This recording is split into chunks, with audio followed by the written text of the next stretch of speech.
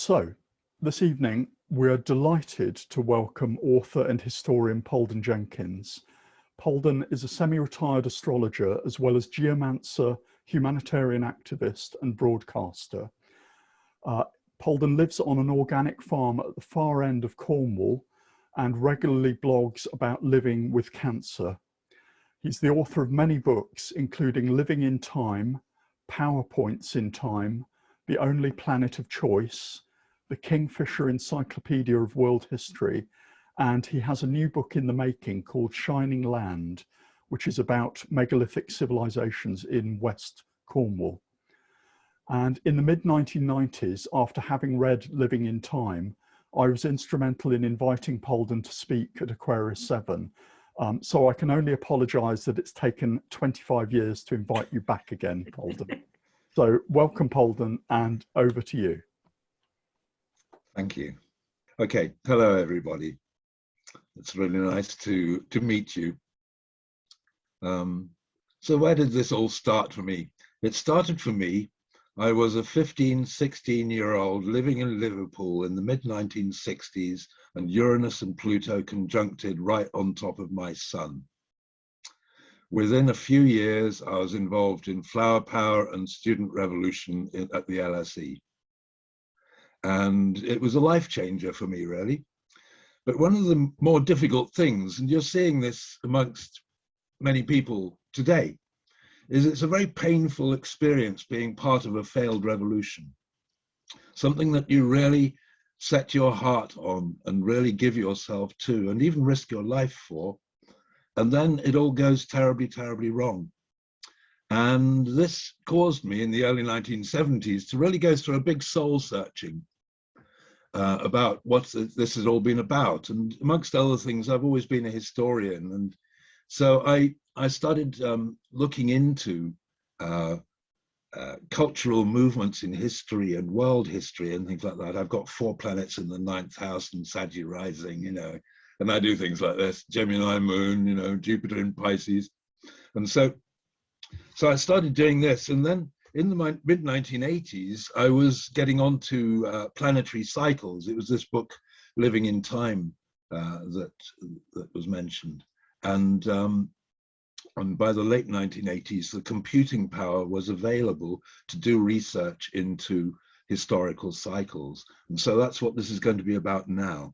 This has nothing to do with birth charts. So please kind of set birth charts aside. This is about time cycles and the way that the tides of history move. And the great thing here, and what we're looking at astrologically, is Uranus, Neptune, and Pluto. You can look at other bodies too, if they interest you. There are the newly discovered planets such as Eris and Sedna and these ones, or you can look at certain of the asteroids or things like that, but they kind of add noise to the overall picture. And what I'm looking at here is overall big picture stuff. And so I'm going to attempt to share my screen now. So these are the 3 main engines, you could say, in terms of long-term cycles of history. Uranus is on an 84-year cycle, and if you live a long life, you'll have 1 cycle. 165 years for Neptune, and if you live a long life into your 80s, you'll see half a cycle. And Pluto is around 250 years, and if you live into your 80s, depending on when you're alive, then you might see 1/3 of a Pluto cycle, because Pluto is on an eccentric orbit. And the fascinating thing with these is that they're nearly synchronized, actually. A Uranus cycle is roughly half that of a Neptune cycle, and it's roughly 1/3 of that of a Pluto cycle. And therefore, Neptune is roughly 2/3 of a Pluto cycle. So there's a kind of synchronization, but there's also a creep over time, over history. And this is one of the beautiful things about astrology, is it never repeats itself, never, ever. And all these rather sensational things you hear on the internet, you know, about something that hasn't happened for 4,000 years or something. Well, yes, this is the way it is in astrology.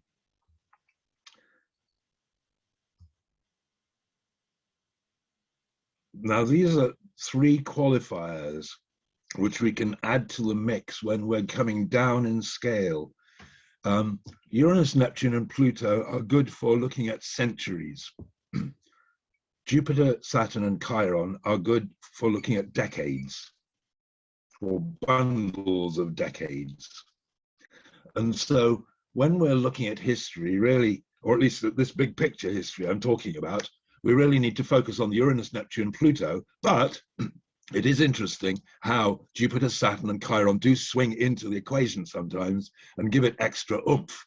And the important thing about these in particular is that they are responsible for causing us to make real changes in our world, not just changes of principle or changes of viewpoint or psychology or underlying dynamics, which is what Uranus, Neptune, and Pluto will be churning away at. Jupiter, Saturn, and Chiron require some organization in three different ways. And so they come in. So in effect, you're looking at a six-handed clock. And so Jupiter, Saturn, and Chiron, we can look at when we've looked at some of the bigger cycles, just to see how they qualify the nature of the times. Now, here we are. An important factor is to understand how cycles unfold. And so if you look on the left here, starting at the conjunction at the bottom, you have the first quarter, which is where you have the emergence of new possibilities, new ideas, and development of them. And when you get to the first crunch point at the square, it's a crunch point where something has to really happen, because otherwise it won't.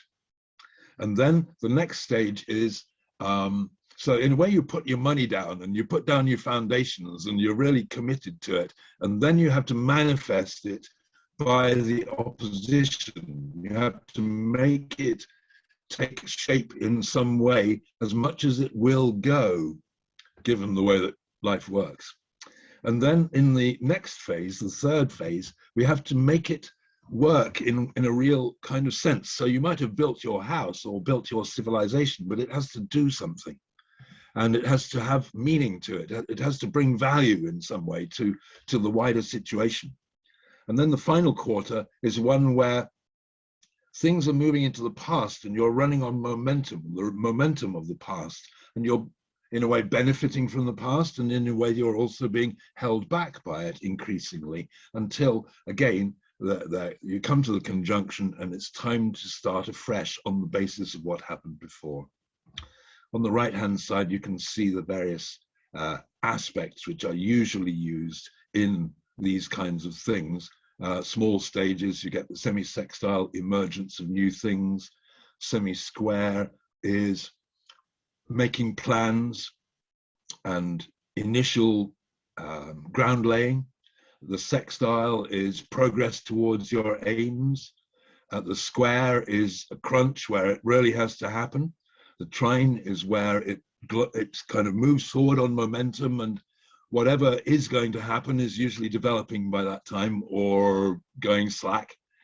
The sesquiquadrate is a reality check in light of what has developed thus far and in light of what you're aiming for, what is actually possible here in real life terms. The quincunx is a reality shift where you suddenly realize we've actually built a city, or we're nearly built a city. This is different. And then, so it's a perspective thing. It's a shift of perspective. The opposition is where idea and manifestation come together, or not. And you've kind of more or less got to where you're going to go in a manner of speaking, And then you know, there's a cycle of the aspects coming down where we're having to apply these new principles, you know, these new ideas, you know. And so, for example, you could say, if you take an event like, say, Brexit, now we're in the post-opposition phase. We've done the thing, you know, and now we've got to put it into context. We've got to make it work. You know, whether we like it or not, it's there, and we've got to make it work and go through these stages. And then by the time we get to the conjunction, whatever that is, in symbolic terms, we'll know what really happened. And at the bottom, there are the lengths of the cycles. Uranus and Neptune are 170-71 years. Uranus and Pluto are either alternatingly 111 or 143 years. This is because of Pluto's eccentric orbit. So the alternate conjunctions are those distances apart. And then we have the Neptune-Pluto one, which is the real grinder, nearly 500 years.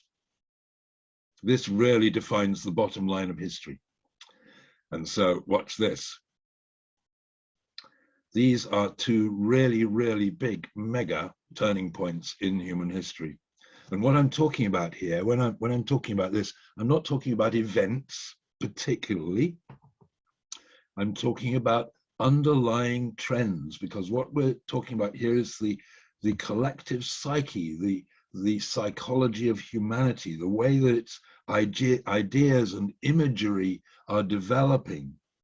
And you can look at various different things. You could look at, say, the history of social revolutions in this kind of context, or you could look at technological developments in this kind of context of really long-term developments of ideas. With this axial age thing, what had happened here was the ancient civilizations of the world had all fallen 700, 800 years ago. Before, there was a time of turbulence, and then something new was forming after this, in the couple of centuries after this, which was the age of empires. And this was a new development in human history, and that was the next stage, in a way, of development. But here we also have the development of all sorts of new ideas, the basis of things like Hinduism, Western thinking, which was fronted by people like the Greeks and the Celts. And you had a couple of 100 years after this, you had the development of Buddhism. You had Taoism in China. You had things going on in Central America too. And these are the philosophical bases by which further events develop. And one rather interesting thing I'd point out here is that humanity started looking at itself in a very different way around this time. It started looking at itself slightly objectively. And it did, the two leaders in this, or perhaps three leaders in this, were, well, we're always told about the Greek rationalists who were starting a new, what was to become what we think of as objective way of thinking. But also you had Buddhists who were developing ways of observing the mind, and who developed the philosophy that the mind is not, well, the mind is the source of the way that we create reality, and all sorts of things like this. It was a detached viewpoint. And similarly with Taoism, the idea that heaven, humanity and earth need to come into harmony with one another is a different and slightly more shamanistic kind of way of doing it. So anyway, axial age, note that date. The next really major turning point is the 1390s. Now the 1390s they marked the beginning of a new phase of history, and it stood on the Europeans and the white man to bring this about. When I say white man, you know, decidedly that was the nature of the culture. The 1390s, this was the time of the Medicis in Florence. This was a few decades after the Black Death, which was a big wipeout and which changed society and the economy vastly. It really ended the whole medieval period, and it knocked out various societies. And Europe at that time was really an underdeveloped economy, but its development started from there. And now I'm going to zip over a few centuries. Please excuse me if this gives you a bit of indigestion, but this is necessary in order to cover it all in 1 hour. Here we come now. We're coming to the modern period. And I'm going to look at the time when the the Europeans and then the white man is on top. And this is approximately really a 200-year period.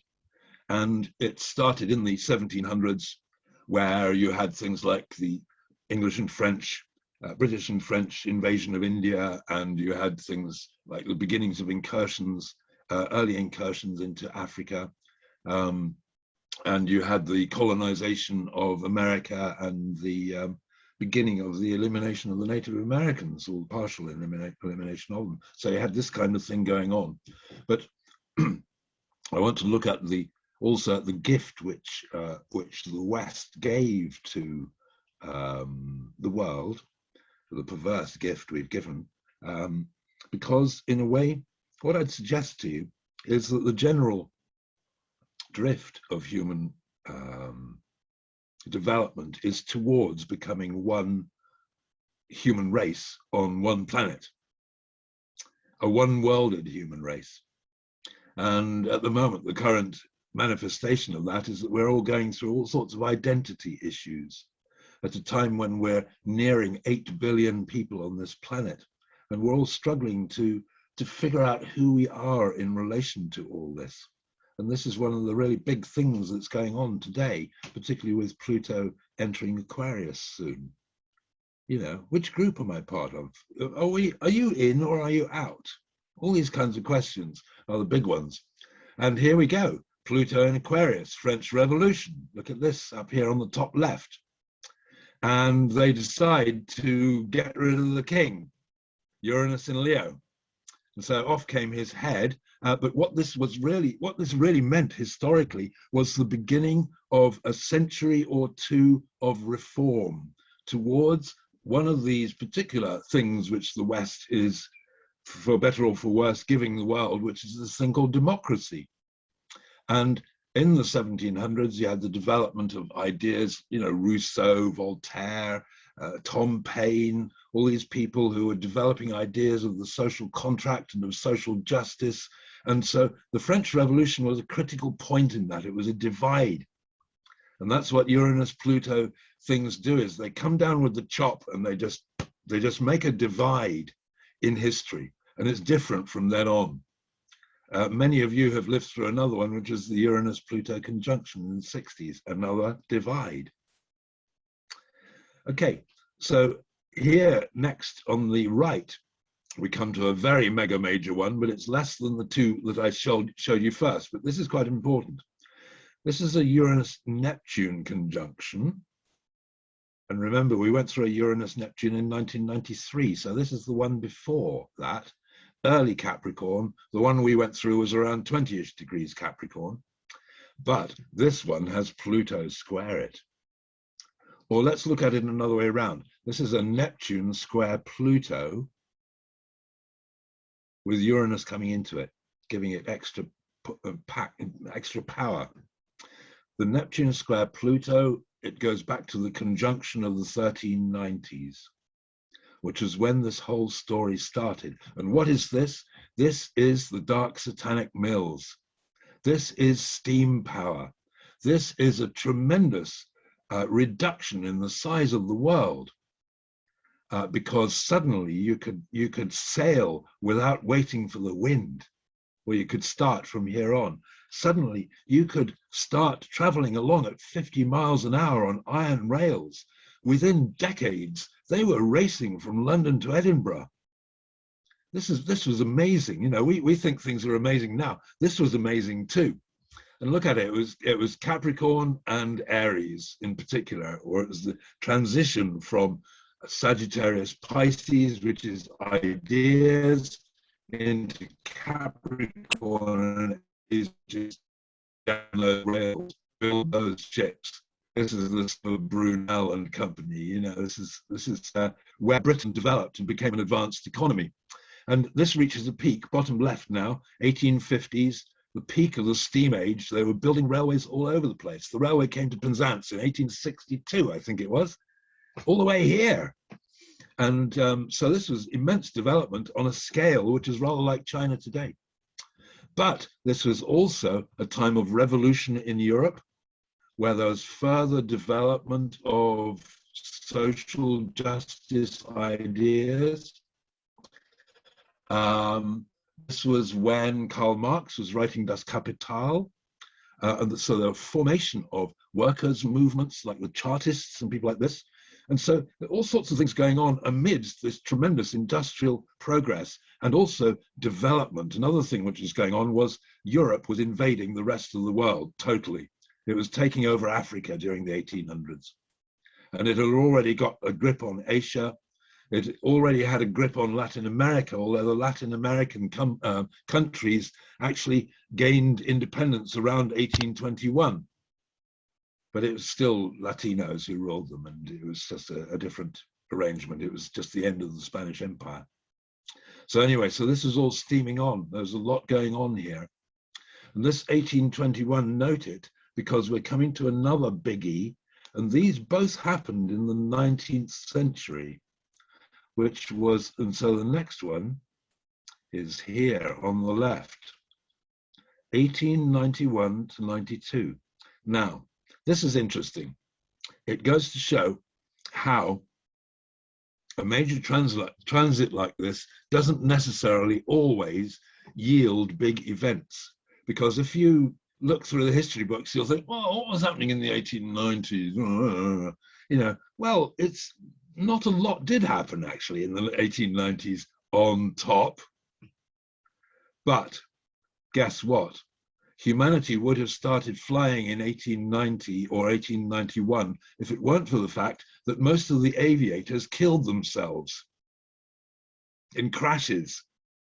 So it remained until 1901-2 for the Wright brothers to lift off and land. This is interesting. So, but you see, this Neptune-Pluto conjunction, Gemini. What do we have? Radio invented, cinema invented, telegraph wires going across the world. The British Empire could send out orders and get a reply to to India within a day or two. Previously, it took months. And so this is the time of the beginning of plastics like Bakelite. This was the time of canned food, refrigeration, right? This was when flight was being developed, the motor car was being developed. This was also a time of the development of the corporation, the big corporation, the shareholder corporation, Standard Oil and these kinds of people in America. This is the development also of America and Russia, which were coming up behind Europe. And Europe was actually at its peak in 1890. It was beginning to teeter. It was beginning to get stuck in its own patterns. But anyway, things carried on. You had the first public electric provisions in 1901-02. And then you had the first flight, all sorts of other things going on. The first thing is Uranus opposed Pluto, 1901-02, and then Uranus opposed Neptune in 1906 to 10. So this is a period of, it's quite exciting actually. It's about a 16 to 18 year period from 1890 through to, well, 20 years, 1890 to 1910, when a lot was going through. The Russian and Chinese revolutions, the rise of Japan, the rise of the United States as the beginnings of a dominant power, the globalization of the world. By this time, you could say the world really was for the first time more or less globalized, at least from an infrastructure viewpoint, sort of. And so there we go. That was a really dynamic decade. Now, the fascinating thing here is that the First World War and the Second World War do not happen on major astrological configurations. And in fact, the configurations that come during the 20th century are not as big, actually, as those in the 19th century. It's as if the 20th century is the result of the 19th century in a way. It's where this inexorable march of progress just kept on marching. And so in the 1930s, you had a major spasm in modern civilization where all sorts of things went wrong and right. You had a conflict between three different kinds of modern, you could call them totalitarian systems. One's called democratic, one was called fascist, and one was called communist. And they were at that time pretty equally able to become the dominant one. Capitalism wasn't a foregone conclusion. However, the New Deal made a big difference. And interestingly, the New Deal was a precedent for what's happened during the COVID period with government investment in the rich countries, at least. So that was a difficult time. But it was also people who were really realizing on a social level how much this urban industrial civilization was really impacting on them. These were no longer country folk. These were industrial people in Sunderland, you know, and in Liverpool and Tilbury and places like this. So anyway, then we went through the World War II, which initiated a lot of big changes, many of them being technological in the end, but also psychosocial. One technological thing, my aunt was actually involved with it at Bletchley Park, was the invention of the computer. They thought they were breaking Hitler's codes. No, in history, they were inventing the computer. This says something about something that John Lennon once said, life is what happens when you're busy making other plans. The same will be the case with COVID. COVID itself will be forgotten. The actual changes that come about in our society, our economy, and things like that sparked or which tilted around the time of COVID are what will be remembered in history. So, mid-1950s, some of you were born around this one. That was a Uranus square Neptune. And what was happening here was that things were hotting up. You had things like nuclear power stations, rock and roll. Things were getting a bit looser, wilder, more exciting, the beginning of the space race, all these kinds of things. But it took until this one, really, for it to lift off. On the left, 1965-66, which might have gone through, but I don't know. I didn't look at you too closely. But this is the Uranus-Pluto conjunction in Virgo, the time of the microchip. It came in detail. This is about the beginning of data, computer data, and all that. But it's also about other microscopic things like DNA and nanotechnology and, you know, all sorts of things. It was new ideas which were coming forward. And these were not just ideas which were developing out of what happened before. This was new stuff. This was cosmological. This was about modeling and statistical analysis. And this was beginning to use computers. You know, I went on my first computer in 1971 at the University of London. It was the 4th largest computer in the world, and it had a memory of 56K. This was serious stuff. It covered a whole enormous basement. But look, you know, we're really skipping through history here. You're going to get a bit older on the next one. Here's 1993, and here we have the birth of the internet, which was in a way a bit of an accident, but it was a good idea at the time. The chap at CERN who decided, yeah, this would be a good idea, and he invented the concept of servers, basically, and of the protocols by which the basic protocols by which the internet works. And this is in Capricorn. Now think back to the Uranus-Neptune conjunction in 1820. That was in Capricorn too. But here we have the next revolution, you could say. Well, there's one which is steam, one which is electricity, and then the next one is data.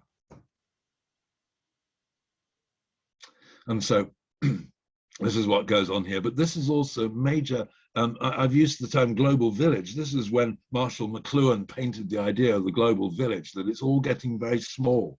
And we were all traveling around, you know, like, I don't know about you, but, you know, a lot of people like me were herring off to India or going to California or flying off in Comet jets, you know, and all this kind of thing. The wonderful jumbo jets of the 70s, you remember those?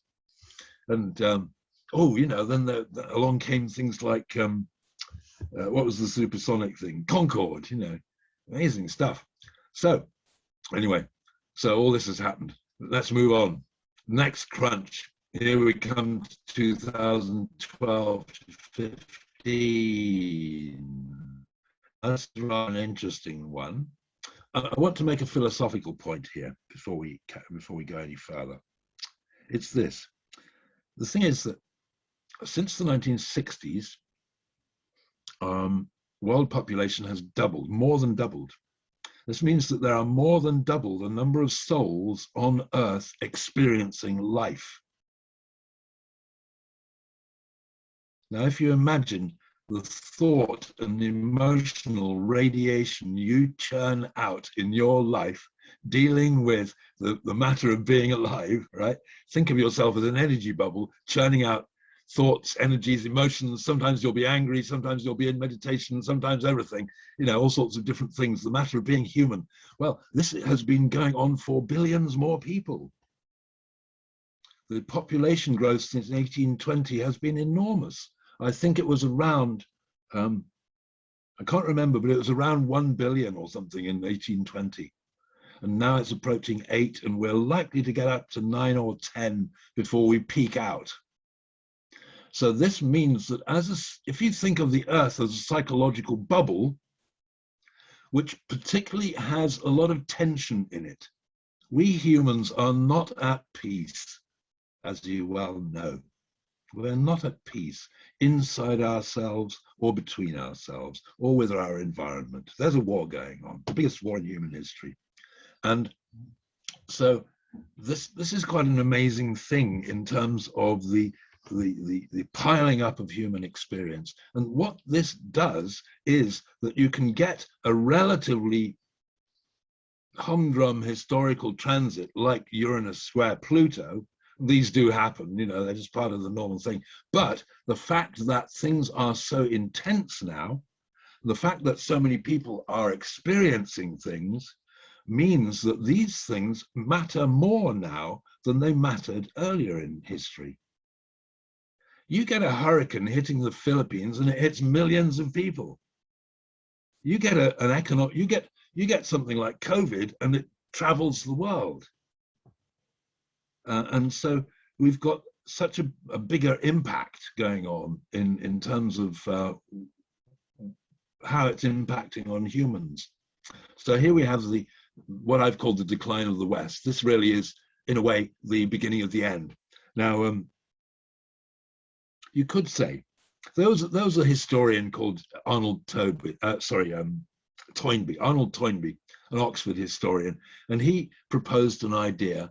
He looked at civilizations in terms of cycles, and one of the things he talked about was that when a civilization rises to its kind of zenith, where it has in a way achieved what it was setting out to achieve, it comes to a point of crisis where it can either re-examine all the tenets of its civilization and transform itself, or it can carry on with the successful formula and live rather comfortably after that. One of the problems of human history is we tend to do the latter. But those of you who were in any way participant in the 1960s or think of it, this was actually, you could say, the time where Western civilization reached a certain peak and it started going through a massive reassessment. And this is what happened with things like feminism, anti-racism, rights, ecological thinking, holistic thinking, all the rest, you know, all the stuff that came about.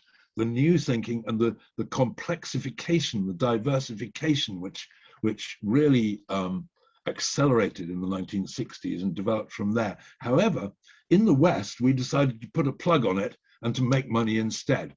And so you had the freeing up of the markets during the 70s, and then you had the 1980s, 90s, and you had, you could call it cowboy capitalism, which came to a crunch around the 2012-15 time. But there's also the other question, which is, look at this, Uranus in Aries, Pluto in Capricorn. Does the system exist for the people, or do the people exist for the system?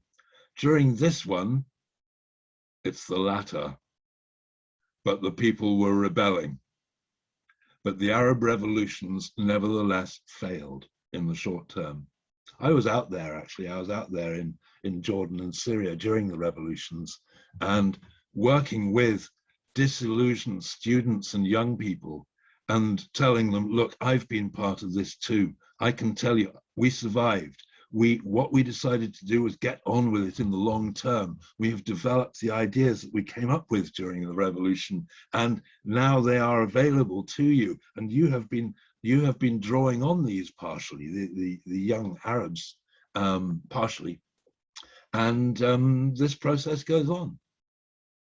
And this was a great healing to many of the people there, you know, because they were going through this whole failed revolution business, you know. Again, it's crazy. But anyway, Uranus square Pluto. One of the other things which happened on the Uranus square Pluto also was that we were aware there was an ecological crisis from the 1960s. This was Silent Spring, Rachel Carson, who set off the whole idea of organic farming and all that kind of thing. And yet we have been delaying on it and saying, sorry, you know, like, sorry, we're too busy at the moment. We've got to make money, you know, in order to do this. So we'll look at that later. And of course, what's happened here is that we have been aware, especially in 1993, that a crisis is coming. And now, 2012, we started really getting the crisis. And we do have the evidence now that the ecosystem and the climate are both changing. It's not just climate, it's ecosystem as well. Let's go into the future a little bit. I want to just talk to you about something that's coming up within a few years. Look at the top right-hand chart. I snuck this one in here because it's imminent. This is a Uranus trine Pluto sextiled by Neptune. And this is an interesting one. I would call this a torrent of events. I'd call it a sort of an avalanche. And what happens with an avalanche? Nothing much, except the things that hold things in place just suddenly start giving way. And you start getting this accelerating flow. Now, what's happening in the late 2020s? Well, the millennials are coming into their time. The younger generations are coming up behind. This is a new set of ideas. This is a new worldview coming forward fast. And we actually have seen the first pre-development of it in the last 2 years during COVID, I would suggest. And just a little note on COVID, although COVID broke out on the Saturn-Pluto conjunction in January 2020, I'd suggest to you that the real driver behind the COVID crisis has actually been Neptune in Pisces, the planet that no one's really been looking at. You know, it's why am I saying Neptune in Pisces? Because this is an insoluble problem. The unknowns are enormous, much larger than people want it to be. We have kicked off into a new into a new reality without having fully appreciated it yet. There's no actual normal to go back to. And another one is that there's been an enormous shift, just a very slight shift going like that, away from this question of the system and towards this question of the people. It's been about the care crisis. It's about public health. It's about social welfare, economic welfare, global. We're having to learn, for example, that we can't just look after ourselves and just vaccinate ourselves and make ourselves safe. We've got to do it for the whole world. And actually, in the humanitarian sector, we've been talking about universal public health since the 1960s. This is nothing new. It's just that people set it aside. They privatized all those services, and now look at the mess we've been in. And the chief mess was in the United States, really. So let's move on. So that's an interesting torrent of events, which in some ways I think will be very, very positive. Look at this: Pluto in Aquarius, social concerns; Uranus in Gemini, new ideas; Neptune in Aries, initiative takers, people with initiatives. This will probably go both ways. This will both be people who are really bringing saving, redemptive things to the world, and it could be real troublemakers. We've got a problem coming up, for example, with power and dictators. And this is shown in the next bottom right chart, Neptune squaring Uranus. Now, when Neptune and Uranus come together, there's always a bit of a mania goes on. There's a bit of a reality shift goes on. And this is what this is about. And this will be about power and leaderships. And things like the big authoritarians we're seeing today, Xi Jinping and people like this, and attempted authoritarians, including in Europe and America, they are still on the rise. And it's because people are, in a way, desperate for answers and easy answers and to be led forward, even if they're also fighting against it. So there are questions here about right leadership, good governance, all this kind of thing. And does it actually work? The interesting thing here was 2039 to 41, and here's a calculated assessment. I think one of the problems we're going to have in the coming decades are forms of madness, social madness, where with Pluto in Aquarius, we're up against the question of the wisdom of crowds or the madness of crowds. And we've seen both in recent decades. And the wisdom of crowds can sometimes do amazing things. We see these things in Belarus and Myanmar today, what's getting worked out. But you also get the madness of crowds, people doing crazy stuff, going off on one, sort of, losing the plot. And I think one of the things is that even if the world turns very positive towards change in the next decade or two, even if people start really moving forward, we're faced with a new issue, which is we do not know yet as if it's going to work. It actually takes decades to change things. And that's going to be a big problem in the middle of the century, I think, is this underlying global anxiety of, even if we're changing the world, is it going to work? Because here we come to the Uranus opposition Pluto, which is the opposition after the conjunction of the mid-1960s. And I'd say this is really probably quite a crunch point in all sorts of different ways.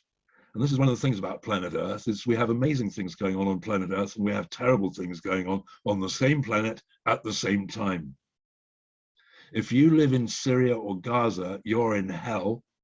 If you live, or even in California at the moment, it's crazy. But and if you're in other places, you're living in relative ease, such as us.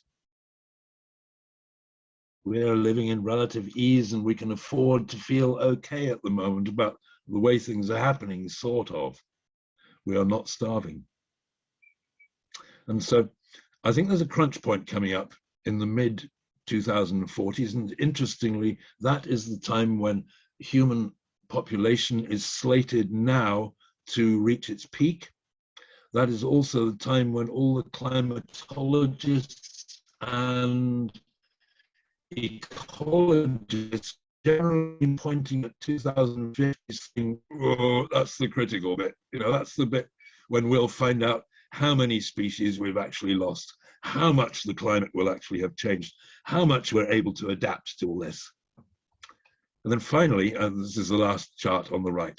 You're going to get a break soon, don't worry. This is the Neptune square Pluto. So going back to the conjunction in 1892, this is the crunch point on that cycle. The peak of the cycle is 2137 to 40, which is in 120 years time. So you'll have to, if you want to be there for that and you're in another incarnation, then you're going to need to wait around, or you could fit one in between. Depends really on what kind of life, you know, what kind of existence you really want to have. But that's the Neptune, not conjunction, sorry, the Neptune opposition Pluto. So this is the square, and I would suggest that that in a way will be the beginning of a new time, but it might not be easy. But certainly the past will have gone. The sound of petrol-driven engines will be forgotten by 2060. A lot of aspects of the old world, like those lovely bickies you used to stuff down your face during the 1990s, a lot of those things might not really be in existence anymore, or not much. And all sorts of things will have changed in a lot of different ways, globally. And the general drift of this is that this is certainly not the Europeans and the Americans and the Russians and people who are dominating this one.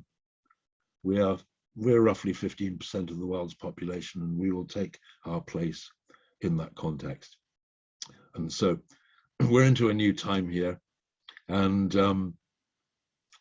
so if you want to get reincarnated, then although the 2060s, I think, and the next 20, 30 years afterwards will be quite hard work, it could be quite positive.